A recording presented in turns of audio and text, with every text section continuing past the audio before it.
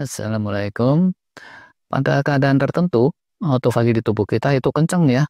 Tapi pada keadaan lain, autofagi bisa slow bahkan terhenti. Nah, status atau kondisi yang bikin kencang autofagi itu sering disebut oleh para pakar namanya AMPK pathway atau suatu persinyalan kondisi paceklik gitu atau chronic deficit di tubuh kita.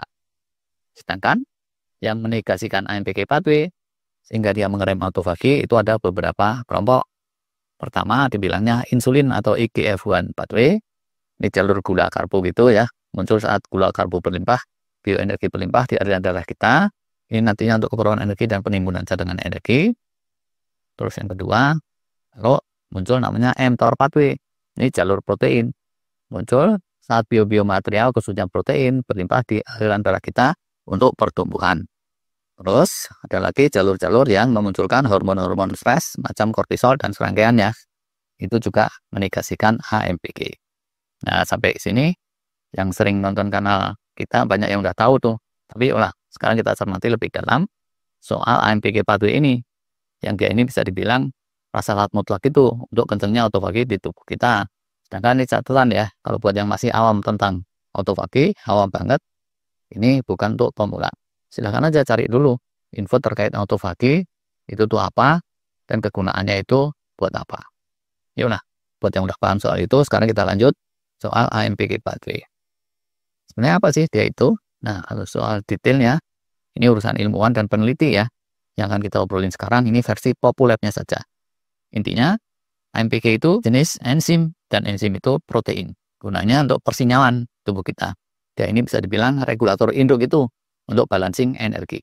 AMPK ini banyak bermunculan saat terjadi krisis energi. Biasanya itu saat ada metabolic stress gitu ya. Saat paceklik. Misalnya nih, saat tubuh habis digenjot olahraga yang lumayan keras. Atau saat tubuh dibawa puasa cukup lama gitu ya, cukup panjang. Atau saat tubuh itu kekurangan atau keterbatasan oksigen ya, atau sumber daya kritis lainnya yang kayak gitu. Terus terkait itu bisa juga dia menguat saat lingkungan sekeliling itu mendekati ambang ekstrem gitu. Misal panasnya melewati ambang tertentu atau dinginnya pada ambang tertentu kayak gitu. Nah, terus semua itu ya bisa asli, tapi bisa juga dimunculkan saat tubuh keasup stimulan berupa biokimiawi tertentu atau stimulan lain non biokimiawi. Nah, terus kemunculan AMPK ini menimbulkan efek domino yang bertujuan untuk menyeimbangkan lagi, mencukupi ketersediaan bioenergi dan atau biomaterial. Dengan dua cara tuh biasanya. Pertama, dia akan mendorong proses-proses katabolik, yaitu proses-proses atau daur ulang yang memunculkan energi-energi siap pakai ya, yang disebut ATP, dan mendorong proses-proses autofagi atau daur ulang yang memunculkan biomaterial, asam amino, protein, dan seterusnya. Yang kedua, itu menekan atau meredam proses-proses anabolik, yaitu yang sifatnya perlu banyak mengkonsumsi energi dan atau biomaterial, seperti sintesis protein, termasuk sintesis kolesterol, penimbunan lemak, dan glikogen. Berkat persinyalan AMPK ini atau AMPK pathway yang memadai, maka tubuh kita akan menormalisir metabolisme. Ujungnya dia akan meredam gangguan metabolisme yang macam-macam tuh, seperti resistensi insulin, gula darah yang tinggi, trigliserid tinggi, diabetes tipe 2, dan lain-lain yang mengarah pada gangguan degeneratif. Juga akan menormalisir tumbuh kembang sel-sel.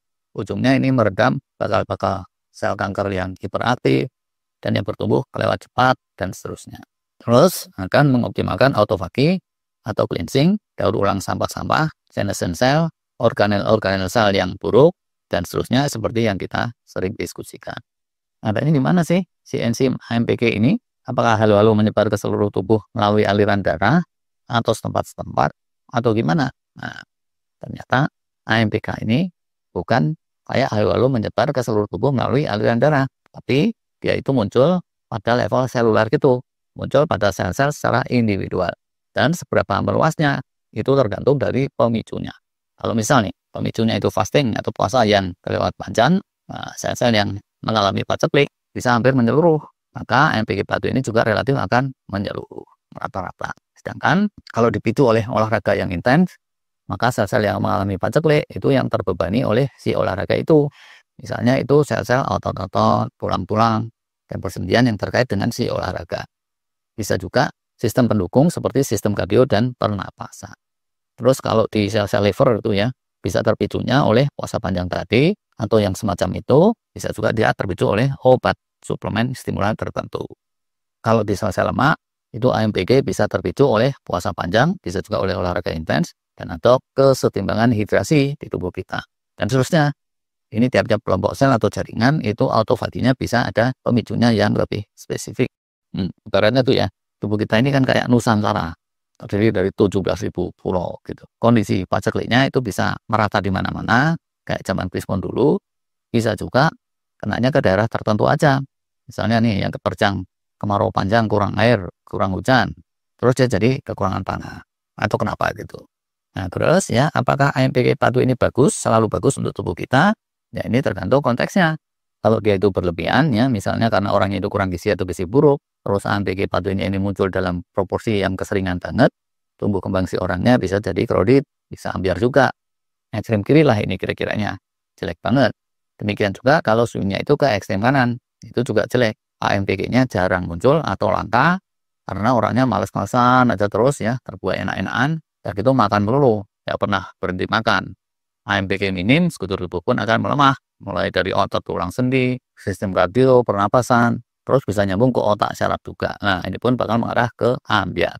Yin dan yang itu mesti balance ya, kemarin dulu kita pernah ngobrolin saat membahas fasting versus fiesta.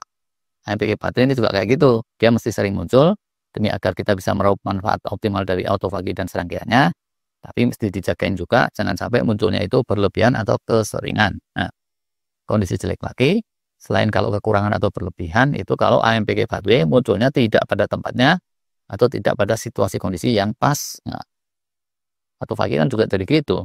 Kalau dia mendaur ulang di saat yang tidak tepat, nah dia bisa bahkan mempersubur dan memberi makan sel-sel bakal kanker. Nah, ngeri kan ya?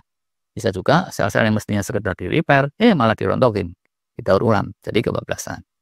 Nah, kalau autofagi didapat tidak secara alami, misal dengan obat suplemen tertentu, mismatch yang seperti itu amat bisa tuh kejadian. Contoh nih, ada suplemen berberin atau obat metformin itu ya, diketahui bisa memicu AMPK. Tapi kalau munculnya tidak bersamaan dengan racikan dan situasi kondisi yang tepat, apakah dia jadi manfaat atau mudarat? Nah, walau alam tuh. Sehingga ya kalau bisa janganlah kita coba-coba secara serampangan. Oke deh, itu kira-kiranya. Ini sengaja nggak dibikin perinci dan super ilmiah ya. Tapi semoga gambaran yang sifatnya garis besar ini bisa meningkatkan pemahaman kita terkait autofagi dan lain-lain yang terpicu oleh AMPK patuh ini. Yang ujungnya nanti kita bisa lebih cermat dalam mengatur-atur ya strategi fasting, refeeding pasca fasting, dan pengelolaan kesehatan jangka panjang secara umum. Terima kasih.